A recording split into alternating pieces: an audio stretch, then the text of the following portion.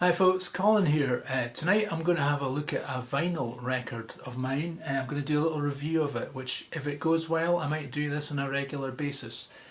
But just to give you a sort of background to the kind of music that I listen to and the influences that have come to bear on the music of Rockahillbillies over the years. So tonight we're going to have a look at the Beatles album, Please Please Me. Now I particularly like this album for a number of reasons. Firstly, it's ostensibly a live album, or as close as the Beatles kind of got to it in their career. It was recorded in one day. It was on the 11th of September 1962, and they did it in over, I think it was about 14 hours, over 3 sessions. Started in the morning and they finished about 11 o'clock at night. And they worked through their lunch as well. Everybody in the studio broke for lunch at 1 o'clock, went to the pub, except the Beatles. They just stayed and worked very hard and got all their arrangements perfect. People said who were there at the time that they just got better and better as the day went on. This is amazing because they weren't feeling very well. I know John Lennon had a very sore throat, and you can hear that in his songs, in the vocal delivery. But just a total professional, carried it off amazingly. And when it got to the end of the album, the last song they did was Twist and Shout, the Isley Brothers cover, and they were feeding John Lennon cough sweets in the canteen, and he apparently was feeling so bad and he had such a high fever, he stripped down to he took his top off and had his trousers on and performed the track, and he only did it once, and they knew that if they didn't get it in that one take, that was it, they weren't going to get another chance. And it's been a kind of defining song for the Beatles ever since, in a way. I particularly like the album cover. Now, this photograph was taken by a guy called Angus MacBean. Now, Angus MacBean was quite a guy. He was a Welsh photographer, and he'd been going for a long time when this photograph was taken. He'd been going since I think about the 30s. And he had a very successful career as a sort of surrealist photographer, and he used to take photographs of some of the stars and sort of do strange things to the photographs to make them look weird. And a lot of his ideas have actually been sort of very influential in the advertising world, and consequently when it came to the 60s he was in big demand. When this photograph was taken, he'd already done, I think, about 4 album covers for Cliff Richard and the Shadows, so he just has a great idea, a great eye for making something which is ostensibly quite dull, i.e. a staircase, into something very graphic and very striking. And this image was then replicated again in 1969. They got the Beatles in the same place, they took the photograph again. They all had long hair and they were a bit sort of jet lagged and phased out from all the drugs and stuff. But here they are in their youthful prime in 1962, and looking into the future, and what an amazing future they had. So if you look at the track listing, some amazing tracks on here. I Saw Her Standing There starts off the album. That was a Paul McCartney song, and it's a great song, and I love the guitar work on it. The interplay between George Harrison and John Lennon is just fantastic. They worked so well as a unit, the Beatles.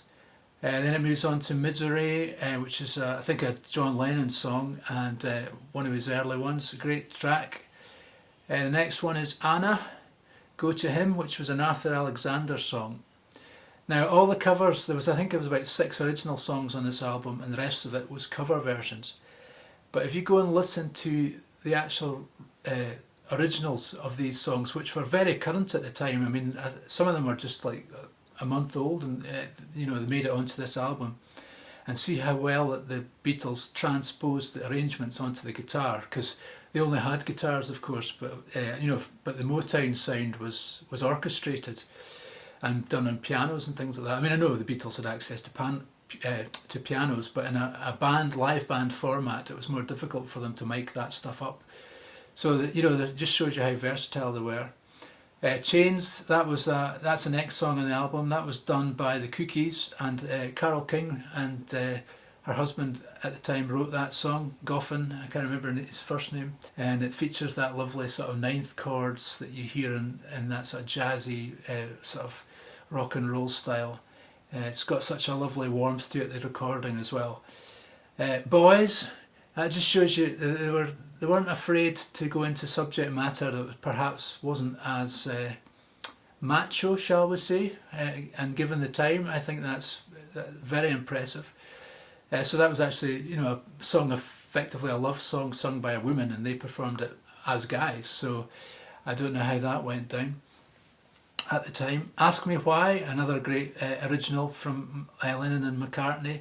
And then the first side finishes off with Please Please Me, which was John Lennon's song, and he wrote it kind of as a sort of pastiche of a Roy Orbison sort of song, and it was quite slow, but well, it's taken from the film A Taste of Honey, which was one of these kitchen sink dramas of the early 60s, set in Manchester, and it featured the actress Sheila Delaney, who I know Morrissey's a big fan of, and she was very much a defining face of the 1960s, very familiar.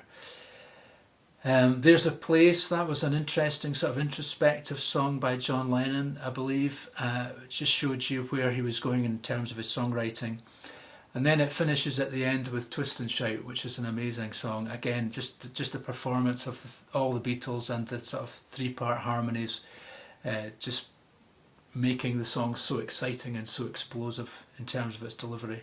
In terms of this record, I've done a little bit of research. I bought this in Oxfam in Stockbridge in about, I think it was about 2010 or 2009, round about then. I was living down in that part of, near that part of Edinburgh at the time, and there was an Oxfam there, I don't know if it's still there, that sold vinyl.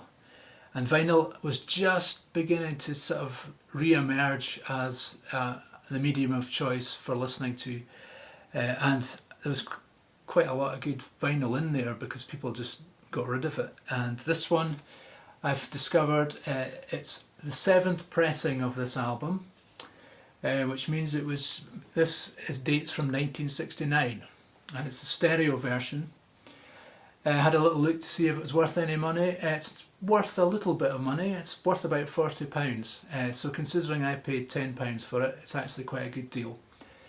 Anyway, I won't be parting with it because I love this album. It's just a fantastic sort of document of the Beatles at their early prime period, when they were very much a live unit, and must have been wonderful to see them at that time.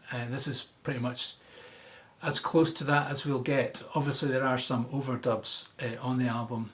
There's a few sort of George Martin piano parts here and there, but generally speaking these are live recordings. It was done on a 2-track, very much basic recording setup at the time.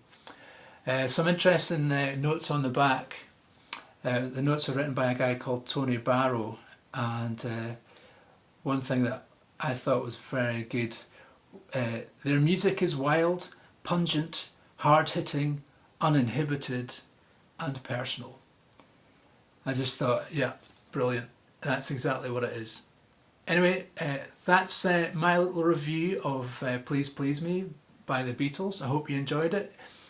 Tell me what you think of this album in the comments, please. If you like this sort of format for a Monday night, let me know and I'll do another one. Okay, keep safe, folks. Thanks to everyone who subscribed to the channel. We really appreciate it. It doesn't cost anything, just means you get to see all our videos.